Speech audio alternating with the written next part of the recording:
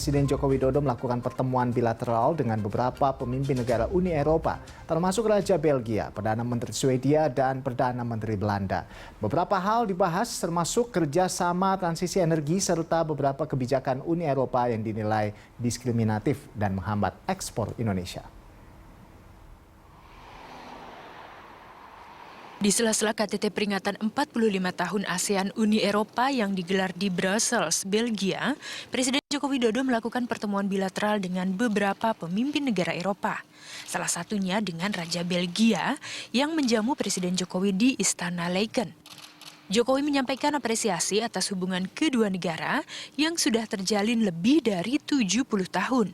Belgia menjadi mitra penting dan strategis Indonesia karena sebagai bagian dari Komisi 3 Negara tahun 1949, Belgia menjadi bagian penting sejarah kemerdekaan Indonesia dan juga salah satu negara Eropa yang pertama kali mengakui kemerdekaan Indonesia.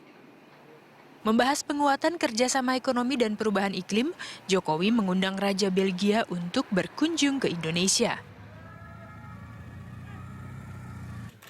Pertemuan bilateral juga dilakukan dengan Perdana Menteri Swedia. Bertemu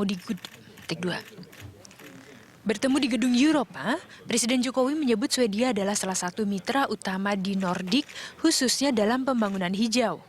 Dibahas juga kerjasama investasi, transisi energi, dan perdagangan.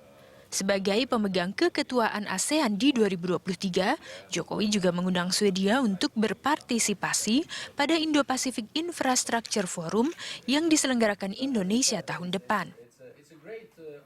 Kepada Perdana Menteri Belanda, Presiden Jokowi menyampaikan terima kasih atas kehadiran dan dukungan pada presidensi G20 Indonesia.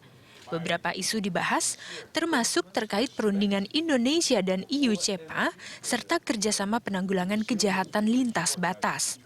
Hal pertama, pentingnya kerjasama transisi energi. Presiden berharap kerjasama dalam konteks Just Energy Transition Partnership dapat segera dijalankan, dan Indonesia akan segera menyiapkan desain proyeknya. Kedua, Presiden menyampaikan concern terhadap kebijakan-kebijakan Uni Eropa yang sifatnya diskriminatif dan menghambat ekspor komoditi Indonesia. Kebijakan baru yang menjadi sorotan Bapak Presiden adalah deforestation free commodities.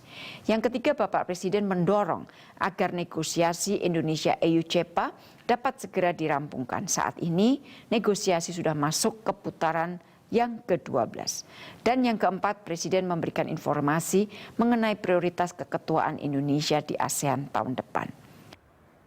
Presiden Joko Widodo juga bertemu Perdana Menteri Republik Ceko, membahas kerjasama ekonomi, pertahanan, dan industri strategis, serta kerjasama Indo-Pasifik. Jokowi mengapresiasi partisipasi Ceko pada Indo-Defense 2022. Menurut Jokowi, kerjasama pertahanan dan industri strategis perlu ditingkatkan melalui antara lain produksi bersama, alih teknologi, dan investasi manufaktur.